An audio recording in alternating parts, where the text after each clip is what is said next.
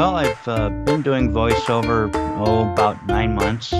I started out on Fiverr and then was doing some things with my jerky, and then with Lance Tomashiro and Robert Plank started doing some voiceover work because that seemed to be where a lot of the activity was. Hold on, Kevin. You And said you're jerky. You need to you need to elaborate on yeah, exactly what that means.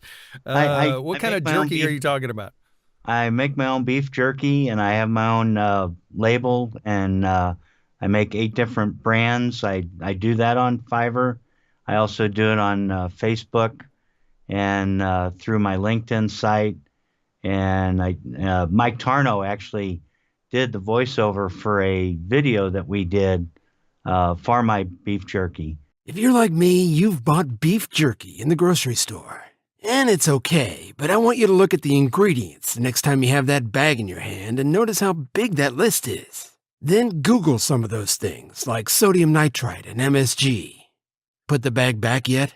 There are other options, like Iggens jerky, handmade in small batches with USDA eye of round roast sliced thin and marinated in fresh ingredients for 7 days. And it comes in 8 delicious flavors: teriyaki, original, bourbon barbecue, buffalo wing, cracked pepper and garlic, tequila spicy lime, spicy hot, and the all-new Dr. Pepper jalapeno. Iggens jerky. No preservatives and no BS. Just the best jerky you've ever tasted. So you say you've been doing this for about 9 months. Had you dabbled or experimented with voiceover production before then, and it just you came to a point where you said, well, this just might work? Or give me some background. Nope, I never did any voiceover work before, and seeing all the activity and the good results they were having, and I said, why not? So I dove into it and had some jobs, made some money. Then I said, well, there's got to be another way to use this and make a little more money doing voiceovers. And that's when I saw in some of the discussions about ACX and audiobooks.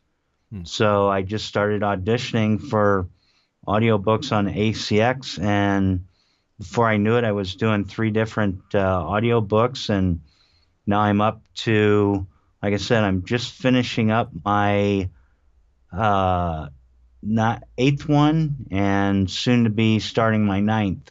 That's great. And What sort of genre of audiobook production have you focused on, or what do you enjoy doing? Well, I started out doing westerns, and most of the ones that I've recorded are westerns. I finished one romance for a lady by the name of Marcia Casper Cook, who, once I did the audition, she just loved my voice and said it was perfect for her book. When you do your audiobooks, do you ever do character voices, or do you just read it straight narrative style? I'm not really a character type of person, but in watching and doing audiobooks, I watched some videos by Bill DeWeese, and his main points were to not just read, not just act like a radio announcer. You got to actually be telling a story.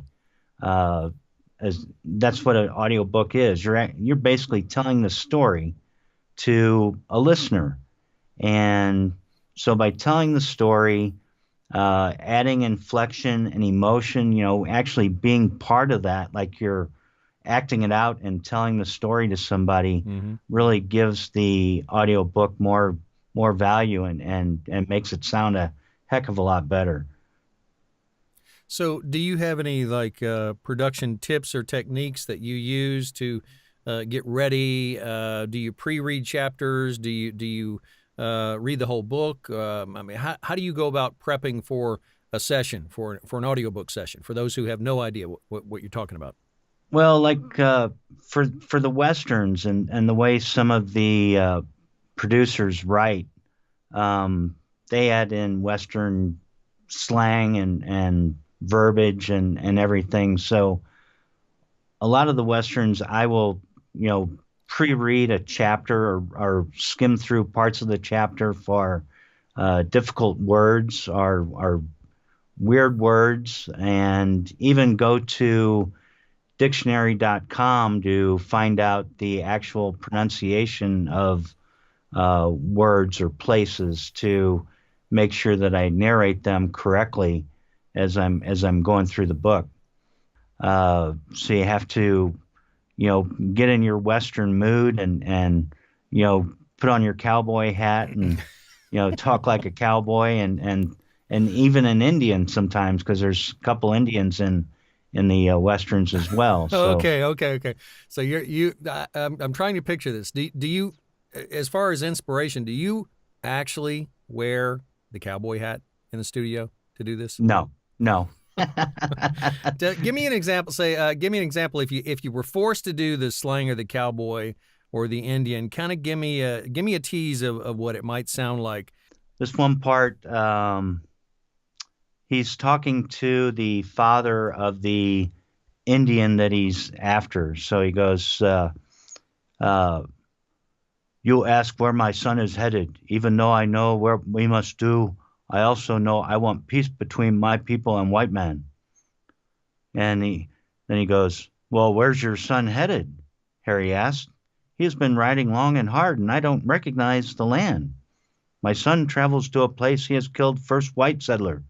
So that's the type of stuff you get into, and so you got to actually, feel the part, and that's why you have to read sometimes ahead of what you're going to actually be doing, so that you can actually get into character. Even though I don't do character voices, it is somewhat a character, being a cowboy and narrating an Indian part.